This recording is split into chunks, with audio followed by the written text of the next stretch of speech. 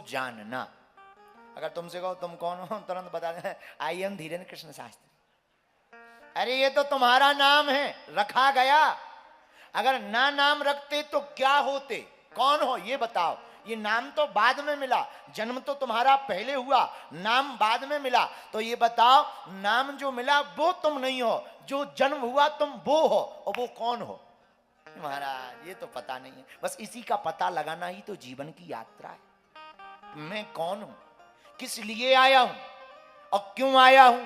तो एक संत ने उत्तर दिया, जाति हमारी आत्मा, प्राण हमारो नाम, और अलख हमारा इष्ट है, गगन हमारो ग्राम।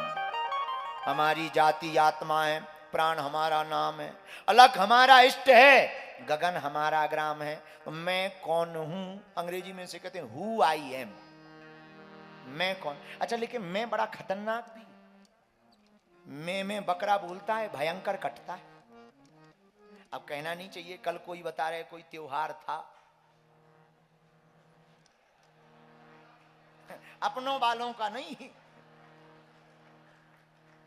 हमें ज्यादा नहीं बोल रहा है, नहीं तो लफड़ा हो जाएगा। समझदार को इशारा काफी होता है। तो कल बकरा कटे भयंकर। एक सज्जन ने हमें फोन लगाया, आज देखो तो बकरा ही बकरा कट रहे। हमका क्या है? बोले ईंद है। कल ही थी। एक जन हमसे पूछने लगे ये क्यों कटते हैं? हमका दो लोग ज्यादा काटे जाते हैं। बोले कौन कौन? हमका एक जो मैं करता है, जो मैं करता हो ज्यादा वो जल्दी कटता है, और जो दूसरों को जगाता हो वो मुर्गा भी ज्यादा कटा जाता है। ये दो लोग काटे ही जाते हैं, बकरा भी काटा जाता। क्यों? क्योंकि ये मैं करता है। और बात ये है कि मैं कुछ है ही नहीं, हम ही हम हैं। मैं अहम है, हम निराभिमानता है, मैं अभिमान है, अहम स्वाभिमान है। इसलिए मैं जियोगे तो खत्म हो जाओगे, हम अहम में जियोगे तो खत्म हो जाओगे, बहम में जियोगे तो खत्म हो जाओगे, पर प्रभु के भाव में जियोगे तो भैया जीते जी जीने के बाद, मरने के बाद भी अमर हो जाओगे। तो मैं कौन हूं, इसका पता लगाना ही आत्मज्ञान है। अच्छा महाराज, अब प्रश्न उठता है ये पता कहां से लगाएं? किसी पुस्तक में लिखा मिलेगा? नहीं नहीं, पुस्तक में से पता नहीं लगता। मैं कौन हूं इसका पता ध्यान से लगता है। ध्यान कैसे करें? ध्यान लगता ही नहीं। ध्यान लगाओ सो कचौड़ी पूड़ी ध्यान आती है। कई लोग आंख बंद करते। एक हमें सज्जन मिले, गुरुजी हम तो ध्यान लगाते हैं तो हमें पड़ोसन दिखती है। ऐसी भी मिले। हाँ, हमका फिर जय हो जय हो जय हो। हमका तुम ध्यान मत लगाओ फिर, तुम तो खुली आंखों से ही ध्यान लगा, तुम्हें बंद आंखों की जरूरत ही नहीं है। ऐसे भी कुछ लोग ध्यान लगा देते। अब हम कहे तुम्हें खुली आंखों से ही ठीक है, तुम ठटरी बनाओ अपनी, जाओ तो यहाँ से। तो बताओ ऐसे भी कुछ ध्यान। ध्यान क्या? आंख बंद कर लेना अंधेरा ध्यान नहीं है। आंख बंद करके अपने आज्ञा चक्र पर फोकस करना, यहां पर केंद्रित करना, मैं कौन हूं उसमें उतरना, शांति रखना, मौन होना। मौन में बहुत ताकत है, याद रखना, मौन में बहुत ताकत। अच्छा सुनो, ऐसे समझो मौन की ताकत और बता दे। भगवान ने कान कितने दिए और मुंह? भगवान स्पष्ट कह रहे हैं सुनो ज्यादा, बोलो कम।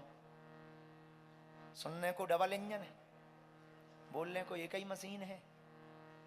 अच्छा, हम लोग उल्टे हैं, बोलते ज्यादा है सुनते कम, उल्टा कर देते हैं। इसीलिए ध्यान में जाने के लिए पहले मौन हो। अच्छा, मौन वाणी भर से नहीं, मन से भी मौन। कुछ लोग वाणी से तो मौन हो जाते हैं, भीतर ही भीतर।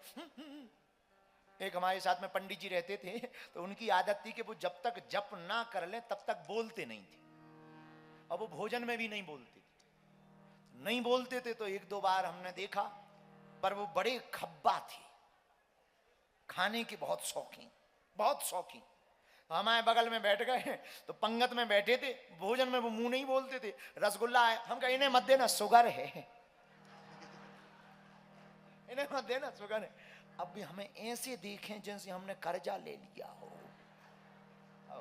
अब वहां तो कुछ नहीं बोले, मौन है तो कुछ बोल नहीं सकते। अब खीर आई है, हम कहने मत दो, शुगर है, आई है, अभी यहाँ से उठा के ले जाना पड़ेगा हॉस्पिटल, मर जाएंगे। अभी जब वो निकल गया तो उसकी बात भक्ति गए।